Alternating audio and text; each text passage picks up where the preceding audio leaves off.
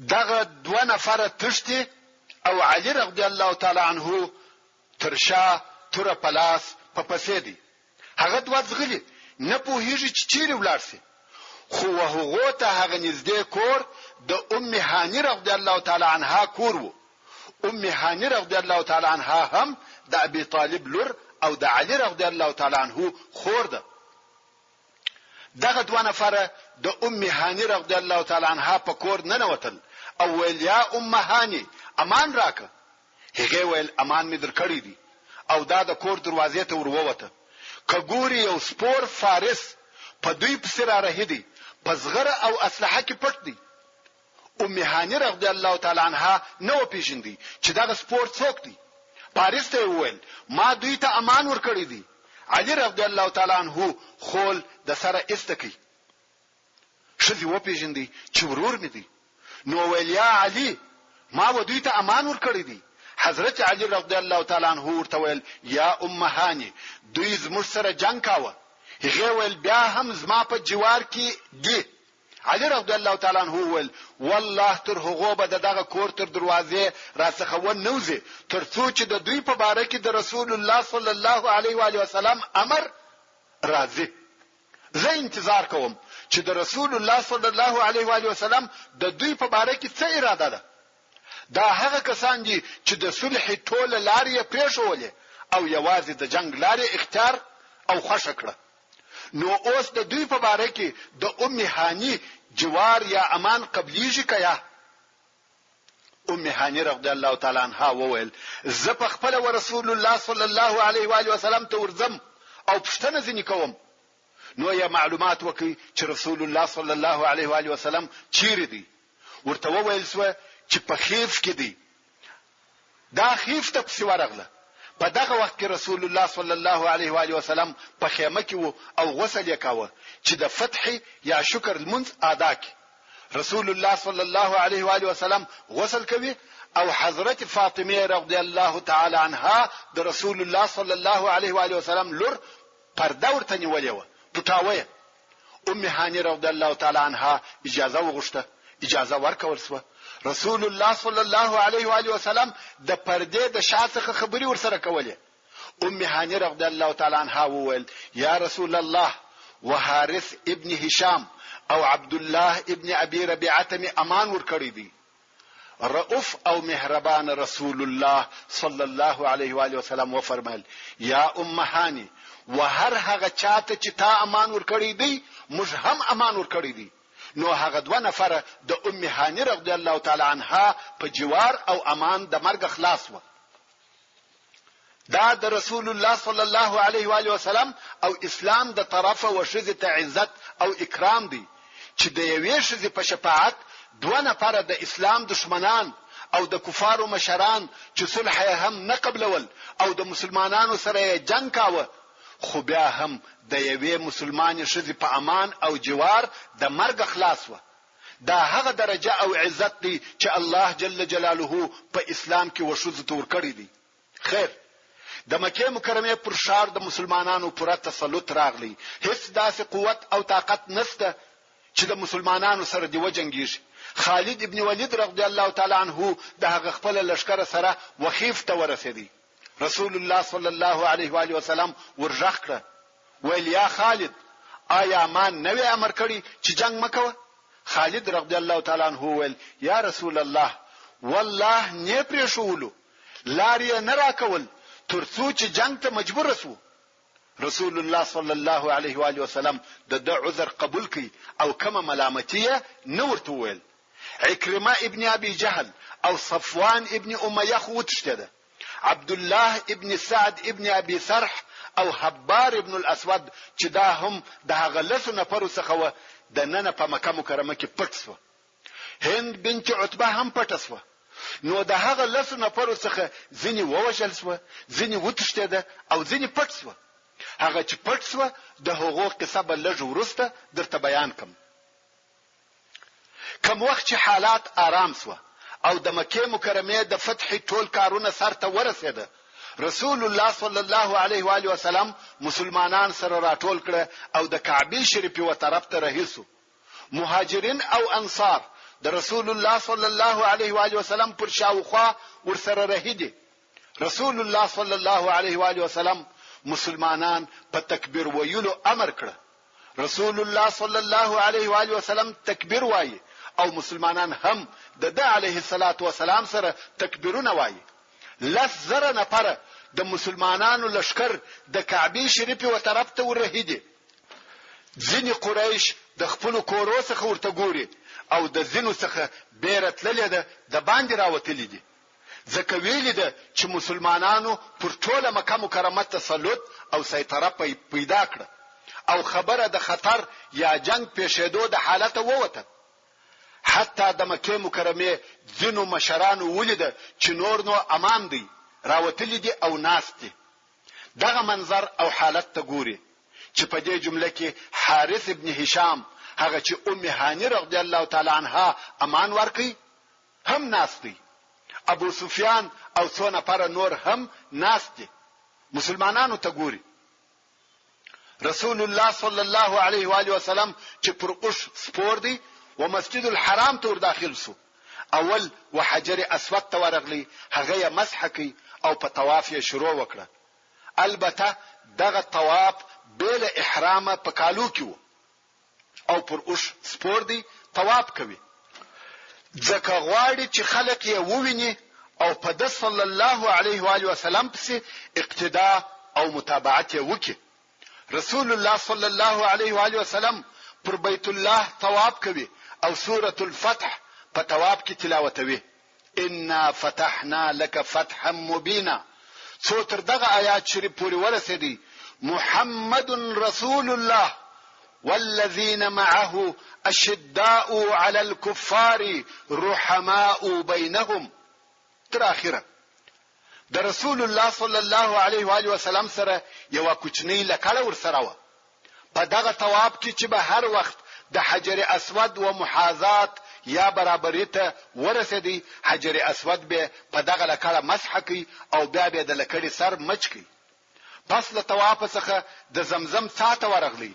غواړي چې دغه ساعت څخه اوبوچ شي. نو یو فرمایل کزه د دې څخه نه بیرېدلای چې خلق به بیا پر دغه اوبو منازعه ور سره کوي نو به ما په خپل سلواغه اخیسته وای.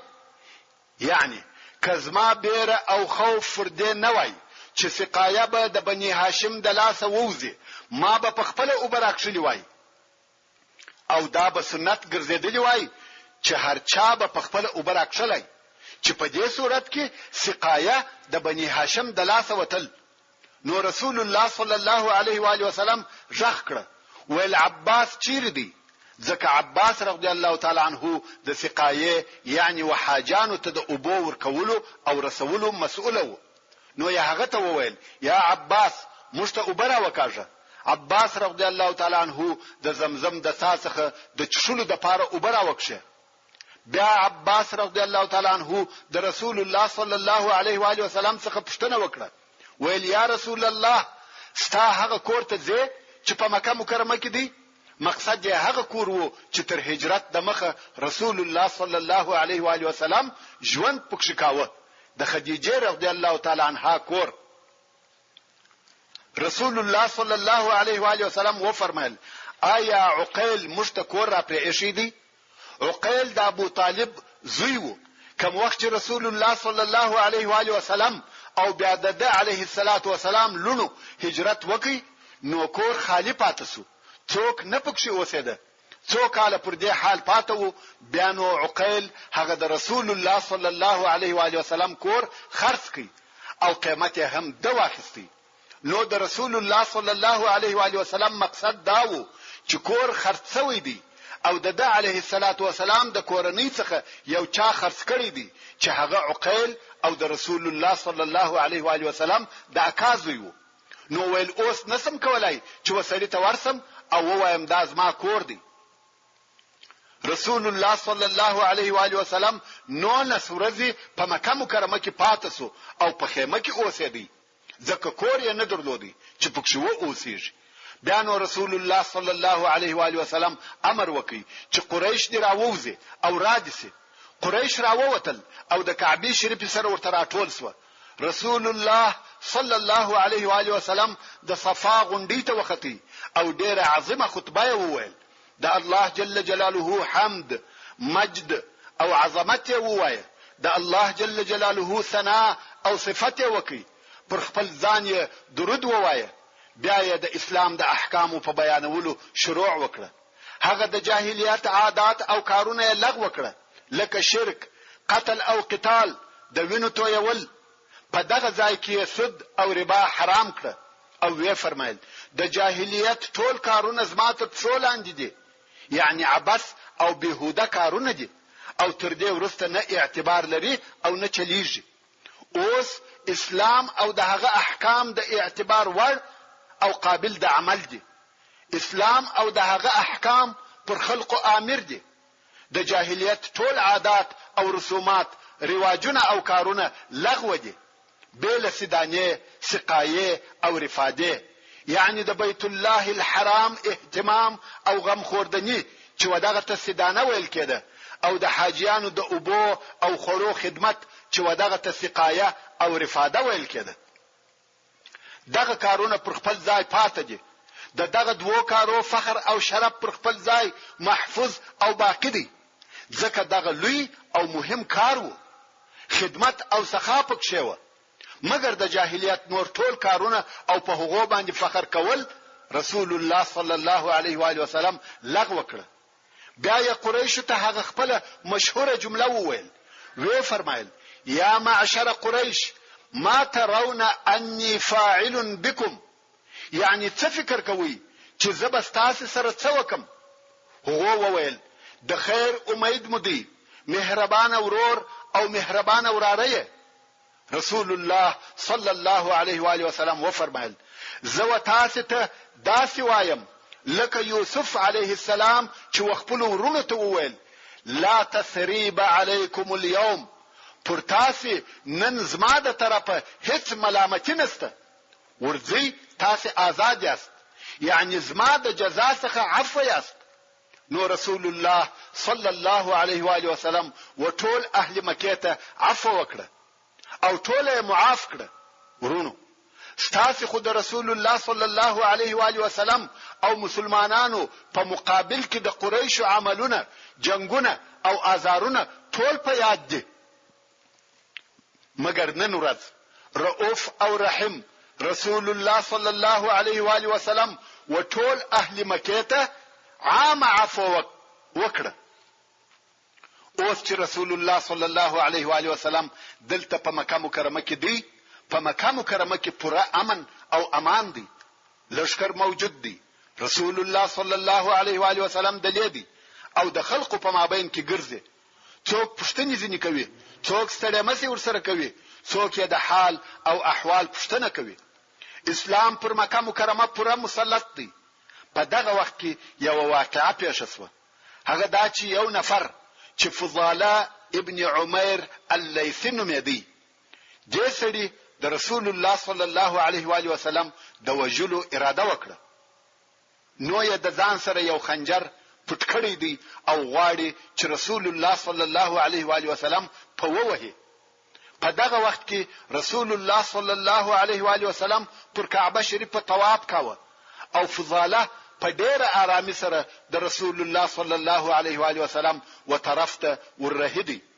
کوم وخت چې ورسول الله صلی الله علیه و آله وسلم ته ورنږدې سو، رسول الله صلی الله علیه و آله وسلم ورته وویل: فضاله؟ دا ویل: هو یا رسول الله، فضاله. رسول الله صلی الله علیه و آله وسلم وفرمایل: د ځان سره د څه خبرې کولې؟ هغه ویل: یا رسول الله، د الله ذکر میکاوه. رسول الله صلی الله علیه و آله وسلم ورته وخندل. د په نیت خبر وو او ویل: یا فضاله، د الله څخه مغفرت وغواړه. هغه ویل: استغفر الله. رسول الله صلی الله علیه و آله وسلم خپل مبارک لاس د فضاله پر ځګر کښېښاوه او ویل: د الله څخه مغفرت وغواړه. فضاله ویل: استغفر الله. رسول الله صلی الله علیه و آله وسلم خپل مبارک لاس ځنی راپورته کړ. فضاله وایي: د مخه تر دې چې رسول الله صلی الله علیه و آله وسلم لاس را باندې کښیږدي. د مځکې پر مخ مې د هیڅ چا سره دونه عداوت نه درلودی لکه د ده علیه الصلاة والسلام سره. خلاصې لا نو را څخه پورته کړي چې د الله جل جلاله په ټولو مخلوقاتو کې هیڅ شی تر ده علیه الصلاة والسلام ما ته خوښ او ګران نه و. یعنی په دغه یوه لحظه کې تر ټولو مخلوقاتو او موجوداتو و ما ته ګران او محبوب سو. دا هم د رسول الله صلی الله علیه و آله وسلم د معجزو څخه یوه معجزه ده. اوس نو فضاله د دې ځای څخه رهیسو او خپل کور ته ځي. هلته په لار کې یوه ښځه وه چې فضاله د هغې سره ناوړه تعلقات درلوده او کله کله به د هغې و ملاقات ته ورتلی. هغې ښځې ولیدی او ویل راسه چې مجلس سره وکړو. فضاله د هغې ښځې غوښتنه په بیتو یا اشعارو سره وررد کړه. څرنګه چې هغه بیتونه په عربي دي زه به ترجمه درته رانقل کړم. فضاله وایي دې ما ته وویل راسه چې مجلس او خبرې سره وکړو. ما ویل یا دغه کار الله او اسلام پر ما منع کړی دی. کما محمد صلی الله علیه و آله وسلم او د ډله د فتح په ورځ نه وای لیدلی چې بوتان یې ماتول زه به درغلی وای. مګر د الله دین می د ورځې په مثل روښانه ولیدی او شرک دونه تاریک دی چې تاریکی پټوي، یعنی تر تاریکی لا تاریک دی. اوس نو ځینې خلق المنځونه کوي، ځینې طوافونه. رسول الله صلی الله علیه و آله وسلم ناس دی او اصحاب کرام شاوخوا پر راګرځېدلي دي. داسې معلومیږي لکه د 14 سپوږمۍ چې په شپول یا هاله کې وي. او بیا رسول الله صلی الله علیه و آله وسلم ولاړ سو د خلقو په مابین کې ګرځي. هلته ابو سفیان یو ځای ناس دی، په فکر او چرت کې ډوب دی. فکر وهي چې اوس باید څه وکم. مکه مکرمه تسلیم سو. اوس څنګه کولای سم چې اهل مکه او قریش سره راټول کم او د ځینو عربو څخه کومک وغواړم، بیا یو لشکر جوړ او برابر کم او د مسلمانانو سره جنگ وکم. په دغه فکر کې غمجن ناس دی د ځان سره نقشې جوړوي چې څنګه به په دې کار کې کامیاب او موفق سم. په خپل فکر کې ډوب دی چې پر اوږه یو لاس کښېښول سو. د چې مخ ور واړاوه او ورته ویې کتل. رسول الله صلی الله علیه و آله وسلم ورته ولاړ دی. رسول الله صلی الله علیه و آله وسلم ورته وویل یا ابا سفیان، هغه وخت به دې نو الله جل جلاله وشوي خوار بدی کی، یعنی کته لشکر سره راټول کې نو به دې الله جل جلاله ذلیل کی. ابو سفیان وایي دلته نو اسلام زړه ته داخل سو. څوک دی چې د زړه په حال خبريږي؟ دی علیه الصلاة والسلام څنګه پوسو چې زه د چشي په باره کې فکر کوم؟ بیا ورسته عتاب ابن اسید، ابو سفیان او حارث ابن هشام دغه د قریشو 3 نفر سرداران سره ناست دي او مسلمانانو ته ګوري چې څنګه پر مکه مکرمه غالبه او فاتح سو. دلته د لمانځه وخت سو. رسول الله صلی الله علیه و آله وسلم بلال رضی الله تعالی عنہ امر کوي چې لوړ کعبه شریف ته وخیږي او اذان وکړي. بلال رضی الله تعالی عنہ وختي او په اذان کولو یې شروع وکړه. عتاب ابن اسید وویل الله د اسید سره شو وکړه چې دغه مریه یې نه ولیدي چې سربېره پر کعبه اذان کوي او هغه څه واوري چې دې په قهر کاوه. حارث ابن هشام وویل مگر زه په والله کپوسم چې دغه دین حق دی متابعت به وکم. ابو سفیان چې په خله ناس دی څه نه وایي، ځکه ودته لږ وخت د مخه د رسول الله صلی الله علیه و آله وسلم سره هغه قصه پیښ شوه چې د زړه حال ورته وایي. خو وروسته یې وویل زه والله هیڅ نه وایم. کما یو څه وویل په والله دغه شګه به ودته هغه حال ووایي. یو کوچنی دبره په لاس کې و هغه ته اشاره وکړه، ویل دغه شګه به حال ورته وایي.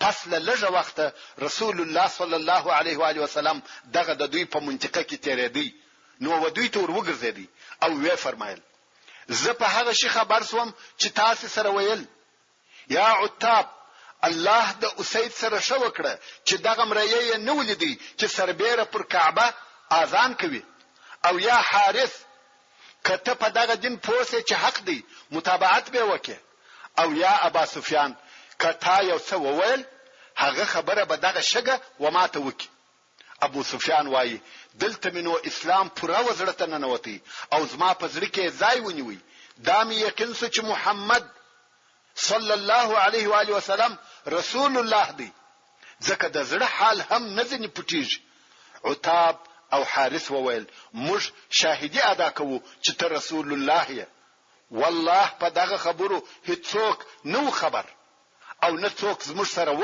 چې موږ وایو هغه ته خبر کړي یا هغه دغه حال تاسو درورساوه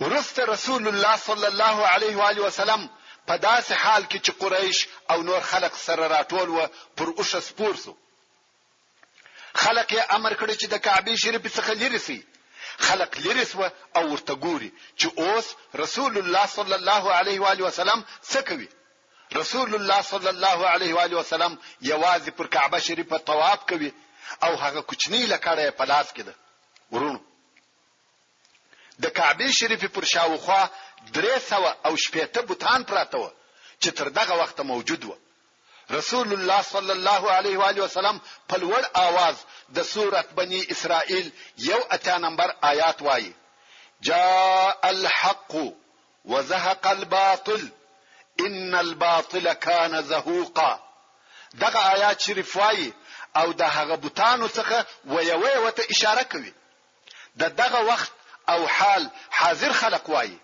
د مخه تر دې چې رسول الله صلی الله علیه و آله وسلم دغه بت لمس کې یعنی لاس یا لکړه ځنی ومشله فقط چې په لکړه سره به اشاره ورته وکړه هغه بت به چپسو کبه وبت ته د شاده طرفه اشاره وکړه هغه به د مخ پر طرف ولوي او کبه د مخ د طرفه اشاره ورته وکړه بت به پر شا ستونستخ غزار سو فقط د رسول الله صلی الله علیه و آله وسلم په یو اشاره بیل لمسه څخه بوتان چپکېده خلق او قریش ورته ګوري چې د دوی الها یا خدایان دغه سی یو په بل پسې چپکیږي او ماتیږي رسول الله صلی الله علیه و آله وسلم دغه آیات شریف په تکرار سره وایي جاء الحق وزهق الباطل ان الباطل كان زهوقا او د سوره سبا نسل 20 نمبر آیات شریف ورسره وایي جاء الحق وما يبدئ الباطل وما يعيد رسول الله صلی الله علیه و آله وسلم وبت اشاره کوي او هغه لویږي دا د مشرکانو هغه باطل الها یا خدایان و چې په سوو کلو یې عبادت سوی وو او اوس یو په بل پسلویږي او ماتیږي حاضرین وایي عجب خداوه هر بت چې بغزار سو ټوټه ټوټه بسو کوچنی کوچنی دبرې بسو هیڅ ځای یا هیڅ شی روغ نه پاتې کېدی حتی لو دبره بلا نه پکښ پاتې کېده ښه مثال یې د اوس ناشکن لوشي یا ګلاسونه دي چې ماتسي ریزه ریزه سي رسول الله صلی الله علیه و آله وسلم ټول بوتان مات کړه بیل هبل څخه چې هغه یو اخر ته پریښاوه هبل هغه تر ټولو لوی بت معظم د بوتانو او د مشرکانو د الهو رئیس وو دغه هبل ډیر لوی بت وو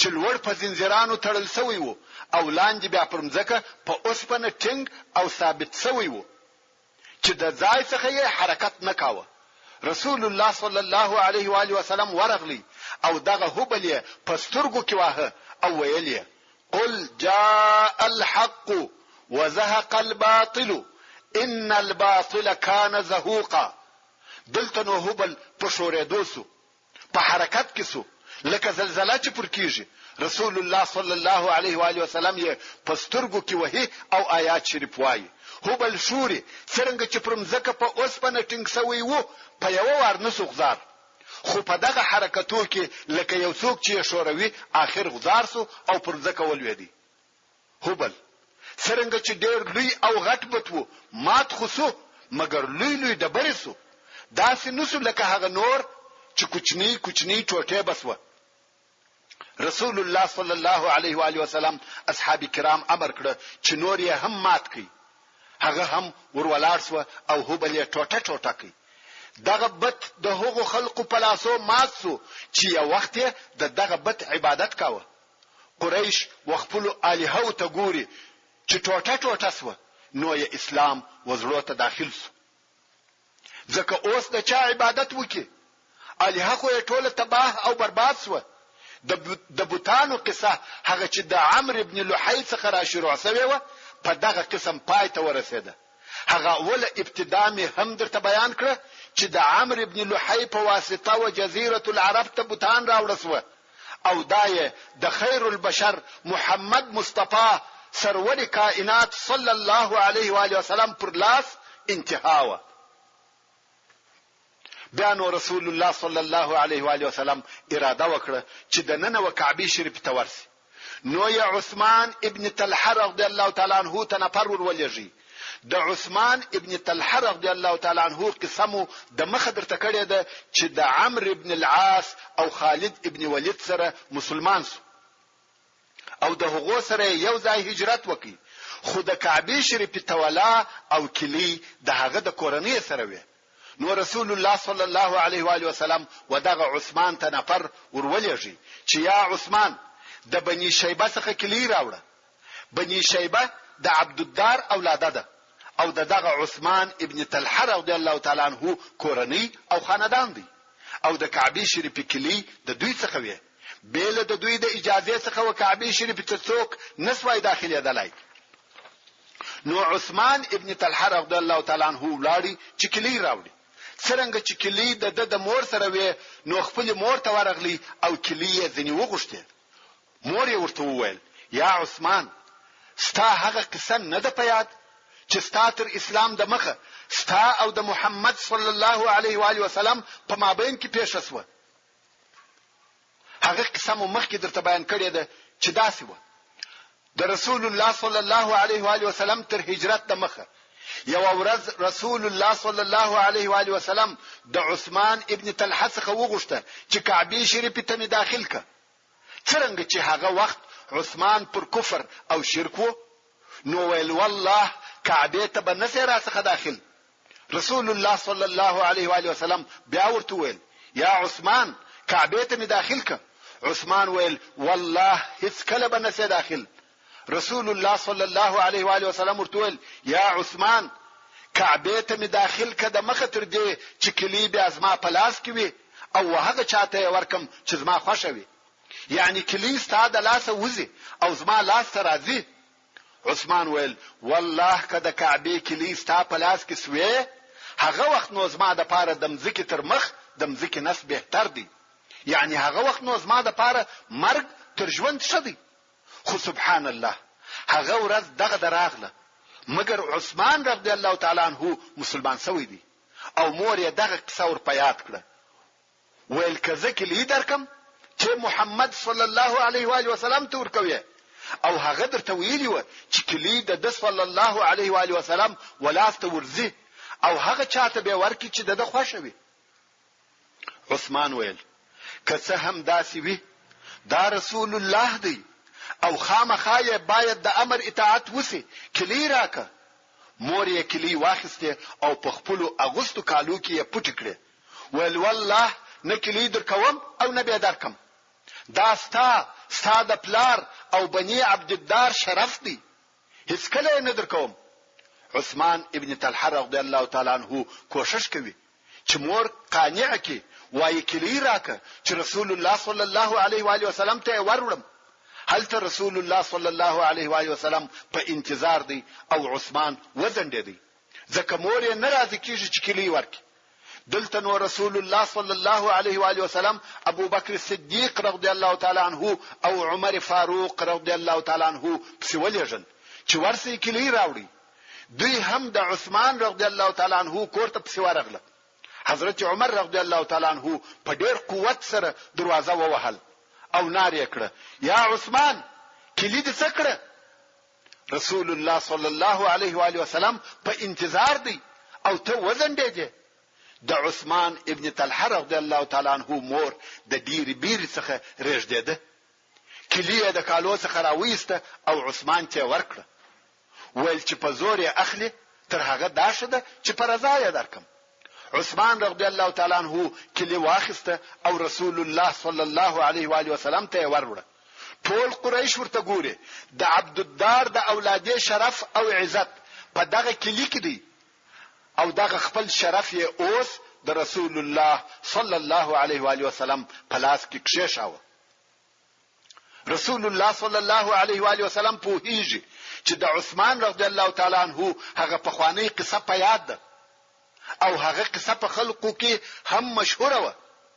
رسول الله صلی الله علیه و آله وسلم د کعبه شریف دروازه خلاص کړه. ویل د چې مشرکانو د نن په کعبه شریفه کې بوتان رسم کړی دي چې په هغه جمله کې د ابراهیم علیه السلام او اسماعیل علیه السلام عکسونه هم رسم کړی و او پر داسې شکل یې رسم کړی و چې ازلام یې تقسیمول. رسول الله صلی الله علیه و آله وسلم وفرمایل: قاتلهم الله فعلوا بشيخنا هذا والله ما استقسم بالازلام قط.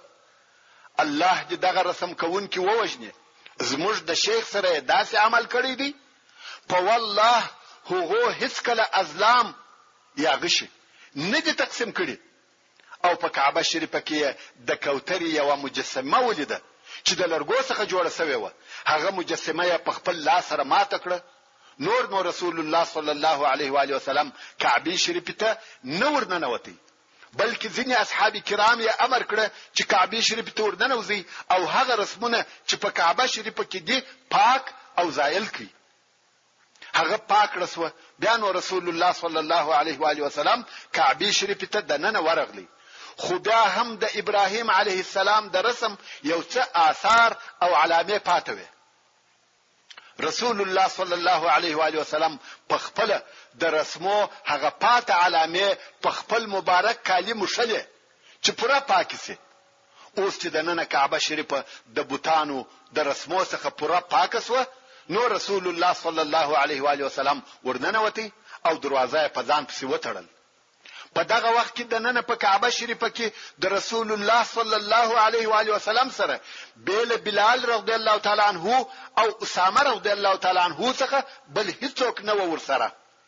رسول الله صلی الله علیه و آله وسلم د نن په کعبه شریفه کې په دغه مبارک ځای او مبارک وخت کې 2 رکعات المنز ادا کړي. د لمانځه د ادا کولو په وخت کې مخ وهغه دیواله ته وو چې پر دروازه مخامخ دی او د دیواله څخه 1.5 متر لري ولاړو. په هغه وخت کې د کعبه شریفه چت پر شپږو عمودو یا پایو ولاړو. یعنی د نن په کعبه شریفه کې 6 عموده و. نو رسول الله صلی الله علیه و آله وسلم په داسې ځای کې المنز ادا کړي چې یو عمود یې وراسته طرف ته و او 2 عموده یې وچپه طرف ته و او 3 عموده یې ترشاوه.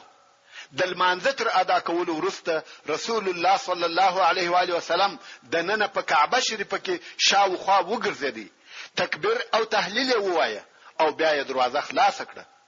قریش ټول د باندې په انتظار ولاړ دي چې اوس رسول الله صلی الله علیه و آله وسلم څه کوي او څه به وکړي. رسول الله صلی الله علیه و آله وسلم د کعبه شریفه د دروازې پر 2 چارچوبو لاسونه کښېښول او وی فرمایل: لا اله الا الله وحده لا شريك له صدق وعده ونصر عبده وهزم الاحزاب وحده. يا معشر قريش، الله جل جلاله ستاسو د جاهلیت فخرونه او په پلرو سره ځانونه لوی بلل استکړه. ټول انسانان د آدم علیه السلام څخه دي او آدم علیه السلام د خاور څخه دی. او بیا یې د سوره الحجرات 13 نمبر آیات تلاوت کی چې الله جل جلاله فرمایي: یا ایها الناس انا خلقناكم من ذكر وانثى وجعلناكم شعوبا وقبائل لتعارفوا ان اكرمكم عند الله اتقاكم ان الله عليم خبير.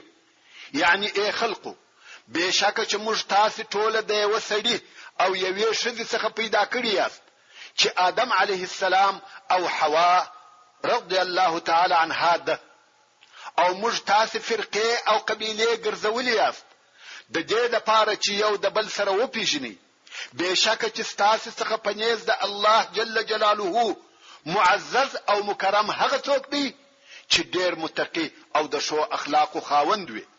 ورونو د نن ورځې د ضرورت پر اساس به دغه آیات شریف لږ تفسیر هم بیان کو. نن ورځ چې یو څوک د یو چا غیبت کوي یا یې بد وایي او د نور خلقو په عیبو پسې ګرځي او بیانوي، د دې ټولو منشأ او اساس کبر او غرور دی. یو انسان چې خپل ځان تر نورو لوړ بولي او نورو ته د حقارت په سترګه ګوري نو دغه کارونه کوي. مگر الله جل جلاله مشتدارا وشول چې یو انسان لره نشای چې په خپل اصل او نسب عزت او لوی مغرور سي او فخر فوق، بلکې انسان باید پوسي چې د انسان د پاره اصلي او اساسي عزت او محترم والی په دې کې دی چې ښه عمل او ښه اخلاق ولري او همیشه د الله جل جلاله څخه وبېریږي. په دغه صفات سره یو انسان د الله جل جلاله په دربار کې معزز، محترم او مکرم کېدلی شي. د نسب خو اصلي حقیقت دا دی چې ټول انسانان د آدم او حوا څخه پیدا شوي دي. سیادت او حضرت والی، صاحبزاده او اخونزاده، عثماني او فاروقي، صدیقي او انصاري، هاشمي او قریشي، شیخي او خاني او نور دغه د تعریف او ستاینې الفاظ لکه درانی او فلانیزي. د ښه علم او عمل، د شو اخلاق او ښه معاملې، د تقوا او پرهیزګاری په مقابل کې هیڅ هم نه دي. دغه خاندانی صفاتونه او ستاینې فقط د دې لپاره دي چې خلق په وپیژندل سي، بل دغه څخه بل قدر او قیمت نه لري. د انسان اصلي قدر او قیمت په دې کې دی چې متقی او پرهیزګار، عالم او د پوهې خاوند وي. هو هلته داسې کسان شته چې الله جل جلاله په یو شریفه او معززه کورنۍ کې پیدا کړی وي. دغه یو الهي موهوب شرف دی. د دې مثال داسې دی لکه ځینې کسان چې الله جل جلاله خوبصورت او شایسته جوړ کړی وي، خو یوازې هغه شایست د فخر او ناز وړ نه دی او نه د یو انسان د کمال د پاره دغه شایست معیار ایښول کېدلی شي او نه دغه شایسته انسان دا حق لري چې د خپل شایست په سبب دی نور ته په سپکه سترګه وګوري. هو دغه نعمت که شایست دی او که په ښه کورنۍ کې پیدا شوی دی شکر دی ادا کړي چې الله جل جلاله دغه نعمت ودته بل د اختیار او تصرف څخه ورکړی دی. خو د شکر یو اساسي شرط دا دی چې په دغه نعمت سره پر نور فخر او غرور ونکړي او دغه نعمت په بد اخلاقیو او بد خویو سره خراب نکړي. مقصد دا چې د مجد او شرف، د عزت او فضیلت اصلي معیار نسب نه دی بلکې تقوا او پاک ژوند دی او متقی سړی هیڅ کله و نور ته پس پک سترګه نه ګوري. دا هم د رسول الله صلی الله علیه و آله وسلم یو خطبه و چې په دغه ځای کې و فرمایل. پس له هغه څخه چې رسول الله صلی الله علیه و آله وسلم د کعبه شریفه څخه راووتی راغلی په مسجد الحرام کې کښینستی او د کعبه شریفه کلیه په لاس کې و. عباس ابن عبد المطلب رضی الله تعالی عنہ ډیر ژر ورغلی او ویل یا رسول الله سقایه او رفاده او د کعبه شریفه کلی دا ټول شرف ما تراک. سقایه او رفاده خو د عباس رضی الله تعالی عنہ په لاس کې و، که اوس د کعبه شریفه کلی هم ورکول سي نو ټول شرف د دسو. نو ځکه د رسول الله صلی الله علیه و آله وسلم څخه کلی هم وغوښته. رسول الله صلی الله علیه و آله وسلم وفرمایل عثمان ابن طلحه چیرې دی؟ عثمان رضی الله تعالی عنہ حاضر سو. رسول الله صلی الله علیه و آله وسلم وفرمایل یا عثمان دغه دی کلی دی، اليوم يوم بر ووفاء، اليوم يوم بر ووفاء. واخلی د عبد الدار اولاده، د شیبه اولاده او تر ابده واخلی. د قیامت تر ورځې دغه کلی ستاسې دي، ستاسې څخه به څوک وانخلي مگر ظالم. الله جل جلاله تاسې د پر بیته امینان کړی یاست.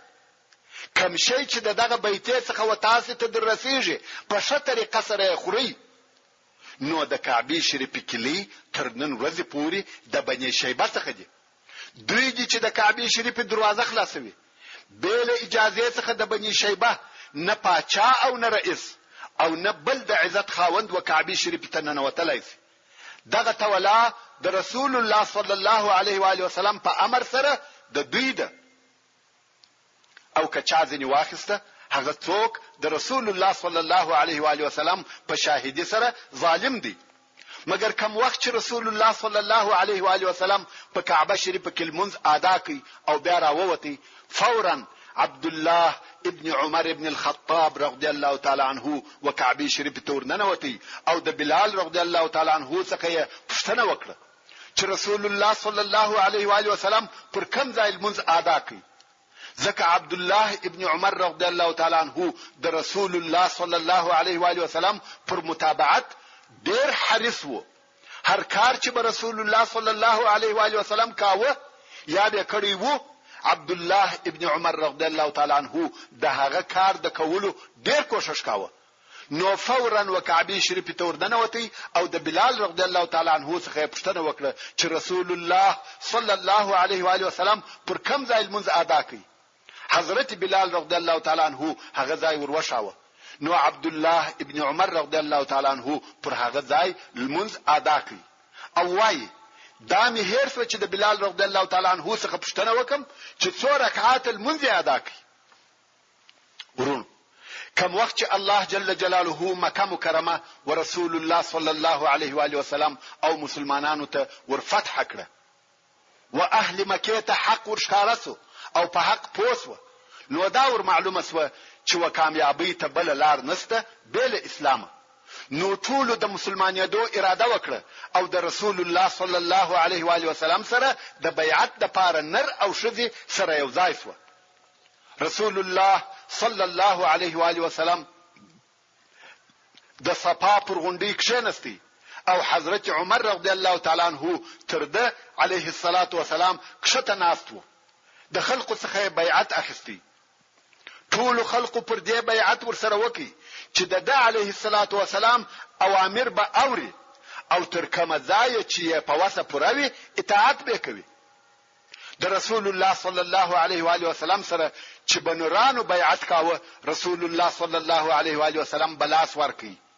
کوم وخت چې رسول الله صلی الله علیه و آله وسلم د نورانو د بیعت څخه فارغ شو، نو یې د ښځو څخه په بیعت اخیستلو شروع وکړه او د ښځو څخه بیعت فقط په ژبه یعنی د خولې په خبرو سره اخیستی، ښځو ته لاس نور کاوه. امام بخاری د حضرت عایشه رضی الله تعالی عنها څخه روایت کوي چې وایي رسول الله صلی الله علیه و آله وسلم د ښځو سره د خولې په خبرو بیعت کاوه او هیڅ کله د رسول الله صلی الله علیه و آله وسلم لاس د ښځې د لاس څخه نه دی مشتی بل هغه ښځو چې د علیه الصلاة والسلام ته الله حلال کړی وي. نو رسول الله صلی الله علیه و آله وسلم د صفا پر غونډې ناست وو او حضرت عمر رضی الله تعالی عنه تر د علیه الصلاة والسلام کښته ناست وو. د ښځو سره د رسول الله صلی الله علیه و آله وسلم په امر بیعت کاوه، یعنی د رسول الله صلی الله علیه و آله وسلم خبریه و دوی ته ورسولې. د ښځو په جمله کې هند بنت عتبه د ابو سفیان ښځه هم راغلی و. دا هغه ښځه ده چې د احد په ورځ د سید الشهدا حمزه رضی الله تعالی عنه تر شهادت وروسته د هغه پزه او غوږونه ورپرې کړه او ځګر یې ورسری کړ او د هغه انای راوکشه. دا هغه هند چې رسول الله صلی الله علیه و آله وسلم په هغه لسو نفرو کې یاد کړی و چې ویل کده کعبه په پوښو هم ځړیږي وی وښني. اوس دغه هند د ښځو په مابین کې راغلی د مخ یې پټ دی، نه پیژندل کیږي. دا غواړي چې مسلمان شي او په دغه واسطه امان پیدا کړي. اوس چې رسول الله صلی الله علیه و آله وسلم د ښځو څخه د بیعت په اخیستلو شروع وکړه، نو یې وفرمایل تاسې زما سره بیعت کوي چې الله جل جلاله لره به هیڅ شی نه شریکوي. هند ویل یا رسول الله هغه چې نن مات کړه سوه که هغه الهه یا خدایان وای نن به زموږ سره یو څه کومک کړی وای. بیا رسول الله صلی الله علیه و آله وسلم وفرمایل او غلا به نه کوي. هند ویل یا رسول الله ابا سفیان یو بخیل سړی دی، ما د مال څخه یو څه اخیستی دی او نیم خبره چې هغه ماته حلال وو که حرام. ابو سفیان چې دالته ولاړ وو هغه ویل هغه چې په خوا دي اخیستی دی هغه می در بخښلې دی. رسول الله صلی الله علیه و آله وسلم وفرمایل ته هند بنت عتبه؟ دی ویل هو زه هند یم یا نبی الله. پر هغه تیرو سو عفراته وکه، الله دې تا ته عفو وکي. رسول الله صلی الله علیه و آله وسلم وفرمایل زنا او فاحش کارونه بنه کوي. هند ویل آیا حره؟ محترم ورونو، څنګه چې فته پایته ورسېده پاته قصه به پراتلون کې درودرشمه فته کې واوري ان شاء الله تعالی. وما توفيقي إلا بالله وهو السميع العليم. وصلى الله تعالى على خير خلقه محمد وآله وأصحابه وأهل بيته أجمعين. والسلام عليكم ورحمة الله وبركاته. سبحان ربك رب العزة عما يصفون.